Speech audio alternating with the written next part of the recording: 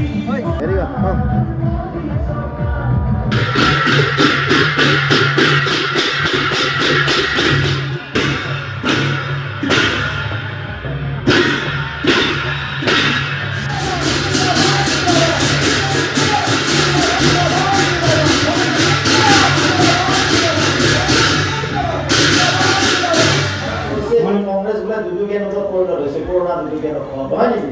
গোহাঁই ডাঙৰীয়াৰ কথা মতে কোনো অসমৰ জনগণ নচলে। কেইটামান বামপন্থী, যিসকল বামপন্থী অসমখনক পিছুৱাই যোৱাটো বিচাৰে, যিসকল বামপন্থী অসমৰ উন্নয়ন নিবিচাৰে। আমি বামপন্থীৰ শাসন দেখিছোঁ বেংগলত, কি অৱস্থা বেংগলখনত। তেওঁলোকৰ নেতা আছিলে হিৰেণ গোহাঁই ডাঙৰীয়াক কৈ দিব, জ্যোতি বসু যেতিয়া আছিলে মই বেংগলত গৈ থাকোঁ কলিকতাত, খুব অট্টালিকা এটা, অট্টালিকাটো মই সুধিলোঁ এইটো কাৰ হয়, এইটো জ্যোতি বসু। তেতিয়া মোক এজন বেংগলী মানুহে ক'লে যে ওপৰে ভাড়া তলে ভাড়া মাজে থাকে সৰ্বহাৰা। বুজি পাইছে, সেয়া হৈছে সৰ্বহাৰা, সেয়া হৈছে হিৰেণ গোহাঁই দল। ডিব্ৰুগড়ত কিমান 5 লাখতকৈ অধিক ভোটত আমাৰ প্ৰাৰ্থী নিৰ্বাচিত হ'ল আৰু এই সমষ্টিত হায়েষ্ট লিড দিব মই ক'লোঁ। কাৰণ তেখেতলোক কাক ৰক্ষণাবেক্ষণ দিছে আপুনি জানিছে? কাৰণ আপোনাৰ মনত আছে আজিৰ পৰা 4 বছৰ আগত যেতিয়া অসমৰ ৰাইজে গড় হত্যা ৰোধ কৰিবৰ কাৰণে চৰকাৰক দৃঢ় পদক্ষেপ গ্ৰহণ কৰিবলৈ আহ্বান জনালে, 4 বছৰ নহয় 7 বছৰ আগত, তেতিয়া তাত অবৈধভাৱে বসবাস কৰা লোকসকলক উচ্ছেদ কৰিবৰ কাৰণে যেতিয়া চৰকাৰে সিদ্ধান্ত ল'লে, তেওঁলোকৰ পক্ষত এডাল বাঁহত উঠি পিনি সেই ফটোখন আপোনাৰ মনত আছেনে নাই? গতিকে তেওঁ সাৱধান মানে শুনাইছোঁ। কাৰণ তেখেতসকলে কাক ৰক্ষণাবেক্ষণ দিব বিচাৰিছে, কাৰ হৈ কথা ক'ব বিচাৰিছে, আৰু উজনি অসমত আহি পিনি মুখাখন পিন্ধি লৈছে। আজি ইয়াতে যিজন প্ৰাৰ্থী উঠিছে কংগ্ৰেছ সমৰ্থিত, তেওঁলোকে কাৰ পক্ষত আছে? কাৰণ তেওঁলোকে আছে কংগ্ৰেছৰ পক্ষত, যি কংগ্ৰেছে 855জন লোকক হত্যা কৰিছিলে, স্বাভিমানী অসমীয়া যুৱক যুৱতীক হত্যা কৰিছিলে, আৰু জাতীয়তাবাদৰ মুখা পিন্ধি এই অঞ্চলৰ জনসাধাৰণক টুপি পিন্ধাব আহিছে। জনসাধাৰণটো ইমান মূৰ্খ নহয়। নিউ জেনেৰেশ্যন আজি স্কিল ইণ্ডিয়াৰ দিশে গৈছে, নিউ ইণ্ডিয়া আজি ষ্টাৰ্টআপৰে গৈছে, নিউ ইণ্ডিয়া আজি ডিজিটেল ইণ্ডিয়াৰ মাধ্যমেৰে গৈছে। আজি আমি বাট পথ উন্নয়ন কৰি পিনি যি গতিৰে এই সমাজখন আগুৱাই লৈ গৈছোঁ, তেওঁলোকে নৱ প্ৰজন্মক কি কৰিছে? কেৰাচিন তেল, বিচলা কাঠি আৰু টায়াৰ টিউব দিছে যে আপোনালোকে ধ্বংস কৰক।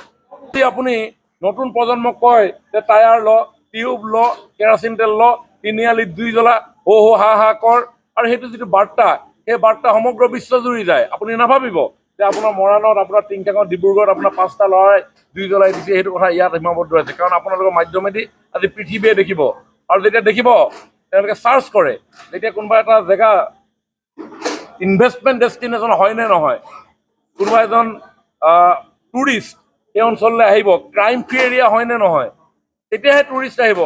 কাৰণ অনলাইনত আজিকালি দেখা পোৱা যায় যে কিমান ক্ৰাইম আছে, পুলিচ থানাত আপোনাৰ ৰেকৰ্ড হয়। গতিকে যেতিয়া দেখিব যে এই অঞ্চলটো ইমান বেছি ক্ৰাইম আছে, তাতে কোনো ইনভেষ্টমেণ্ট কৰিব নাহে, তাতে কোনো টুৰিষ্ট নাহে। যেতিয়া ইনভেষ্টৰ নাহিব, যেতিয়া টুৰিষ্ট নাহিব, এই অঞ্চল ডেভেলপমেণ্ট কেনেকৈ হ'ব? অকল আলি পদূলি বনাই থাকিলেতো ডেভেলপমেণ্ট বুলি নকয়। আমি সেইখিনি কাম কৰিছোঁ, যিখিনি কাম কংগ্ৰেছে যোৱা দিনবিলাকত নকৰিলে সেইখিনি কাম কৰিছোঁ। আজি অসম ড্ৰাষ্টিক চেঞ্জ হৈছে, আজি টিংখাং ড্ৰাষ্টিক চেঞ্জ হৈছে। আজি ইয়াৰ নেক্সট জেনেৰেশ্যন চিন্তা কৰিব লাগিব, নেক্সট ষ্টেপ চিন্তা কৰিব লাগিব। আৰু তেওঁলোকে কৰিছে কি? বাংলাদেশী ৰক্ষণাবেক্ষণ দিয়া কংগ্ৰেছৰ লগত জাতীয়তাবাদৰ মুখা পিন্ধি আমাৰ ইয়াত ল'ৰা ছোৱালীক জুই চলা কাঠি আৰু কেৰাচিন তেল শিকাই আছে। কংগ্ৰেছৰ অপশাসনৰ অতিষ্ঠ হৈ ভাৰতীয় জনতা পাৰ্টীক ৰাইজে যি আশীৰ্বাদ দিছিলে, সেই উন্নয়নৰ গতিধাৰা তীব্ৰ গতিৰে আগুৱাই গৈছে। আৰু আমাৰ 5 বছৰ সৰ্বানন্দ সোণোৱাল ডাঙৰীয়াই মুখ্যমন্ত্ৰী হৈ অসমখনক যি গতিৰে আগুৱাই লৈ গ'ল, এতিয়া মাননীয় মুখ্যমন্ত্ৰী ডক্টৰ হিমন্ত বিশ্ব শৰ্মা ডাঙৰীয়াই তাতকৈ অধিক দ্ৰুততাৰে আগুৱাই লৈ যোৱাৰ কাৰণে সমগ্ৰ সমাজ জীৱন আজি উৎফুল্লিত হৈ আছে। মাতৃ সমাজ উৎফুল্লিত হৈ আছে, ছাত্ৰ ছাত্ৰীসকল উৎফুল্লিত হৈ আছে, আমাৰ যুৱক যুৱতীসকল তেওঁলোকে কাম কৰা এটা পৰিৱেশৰ বাতাবৰণ পাই তেওঁলোক উৎফুল্লিত হৈছে। পিতৃ মাতৃসকলে সন্তান সন্ততিসকলৰ সুন্দৰ ভৱিষ্যতৰ আশাৰ ৰেঙনি দেখিছে। ইনফ্ৰাষ্ট্ৰাকচাৰ হৈছে, আলি পদূলি হৈছে, ইলেক্ট্ৰিচিটি হৈছে, বিদ্যালয় মহাবিদ্যালয়, টেকনিকেল এডুকেশ্যন, মেডিকেল এডুকেশ্যনৰ ইনষ্টিটিউশ্যন হৈছে। গতিকে within short span of time আমি মাত্ৰ 7.5 বছৰৰ ভিতৰত 3 বছৰ যদি কা আৰু কৰোণাৰ কাৰণে মাইনাছ কৰোঁ, 4.5 বছৰ ইমান ড্ৰাষ্টিক চেঞ্জেছ কেতিয়াও অসমত হোৱা নাছিল। আৰু এই উন্নয়ন আগন্তুক দিনত তীব্ৰভাৱে আগুৱাই লৈ যাবৰ কাৰণে টিংখাং সমষ্টিৰ ৰাইজ তথা অসমৰ ৰাইজ, ভাৰতৰ ৰাইজে ইতিমধ্যে সিদ্ধান্ত গ্ৰহণ কৰিছে। তৃতীয়বাৰৰ কাৰণে প্ৰধানমন্ত্ৰী নৰেন্দ্ৰ মোদী ডাঙৰীয়াক সেই আসনৰ অধিষ্ঠিত কৰিছে। সংসদীয় সমষ্টি আমাৰ প্ৰাৰ্থী কেন্দ্ৰীয় মন্ত্ৰী সৰ্বানন্দ সোণোৱাল ডাঙৰীয়াৰ হৈ প্ৰচাৰ অভিযানত আমি ডিব্ৰুগড় সংসদীয় সমষ্টিৰ কেইবাটাও সমষ্টিত সভা সমিতি অনুষ্ঠিত কৰিছোঁ। প্ৰথমে আমি মাৰ্ঘেৰিটাত কৰোঁ, তাৰপিছত তিনিচুকীয়া, তাৰপিছত টিংখাং সমষ্টিত আমি লেঙেৰী চাংমাই গাঁৱত উপস্থিত হ'লোঁ। জনতা যিদৰে ওলাই আহিছে হিল্লোল ভাঙি নৰেন্দ্ৰ মোদী ডাঙৰীয়াৰ বলিষ্ঠ নেতৃত্বত ভাৰতবৰ্ষত যি উন্নয়ন হৈছে আৰু অসমত মাননীয় মুখ্যমন্ত্ৰী ডক্টৰ হিমন্ত বিশ্ব শৰ্মা ডাঙৰীয়াৰ নেতৃত্বত লগতে অসম চৰকাৰৰ বলিষ্ঠ নেতৃত্বত যি কাম কাজ হৈছে ৰাইজ সন্তুষ্ট আছে। ৰাইজৰ মুখত এটাই নাম নৰেন্দ্ৰ মোদী ডাঙৰীয়াক আমি দ্বিতীয়বাৰ কাৰণে প্ৰধানমন্ত্ৰী পদত অধিষ্ঠিত কৰিবলৈ আৰু সেই নিমিত্তে বিশাল জনতা আজি ওলাই আহিছে আৰু এই সমষ্টিত আমাৰ প্ৰাৰ্থী সৰ্বানন্দ সোণোৱাল ডাঙৰীয়া বিশাল ব্যৱধানত এই সমষ্টিত নিৰ্বাচিত। প্ৰধানমন্ত্ৰী ডাঙৰীয়া 17 এপ্ৰিলৰ তাৰিখে বৰপেটা লোকসভা সমষ্টিত আমাৰ নলবাৰীত এখন বিশাল জনসভাত তেখেতে অংশগ্ৰহণ কৰিব। কংগ্ৰেছত গুচি গ'ল তেওঁ, ভাল কথা। যি কংগ্ৰেছে 855 শ্বহীদক শ্বহীদ কৰিছিলে, অৰ্থাৎ নিঃসিংভাৱে হত্যা কৰিছিল, কাৰোবাক মাতৃহাৰ বা কাৰোবাক পুত্ৰহাৰা বা কাৰোবাৰ স্বামী হীনা কৰিছিলে, সেই কংগ্ৰেছ দলৰ লগত নিৰ্দিষ্টভাৱে আত্মসমৰ্পণ কৰিছে এজন জাতীয়বাদী নেতাই। কেনেধৰণৰ জাতীয়তাবাদী চিন্তাধাৰা। আৰু যেতিয়া আছাম একৰ্ড হৈছিলে, IMDT ইম্প'জ কৰিছিলে কংগ্ৰেছে, আৰু সেই IMDT যেতিয়া ইম্প'জ কৰিছিলে কংগ্ৰেছে বিৰোধিতা কৰা নাছিল, কিন্তু সদৌ ছাত্ৰ সন্থাই এক তীব্ৰতা আন্দোলন কৰিছিলে IMDTৰ বিৰুদ্ধে, যাৰ কাৰণে সৰ্বানন্দ সোণোৱাল ডাঙৰীয়াই সুপ্ৰিম কোৰ্টত গৈ কেছ কৰি IMDT বাতিল কৰিছিলে।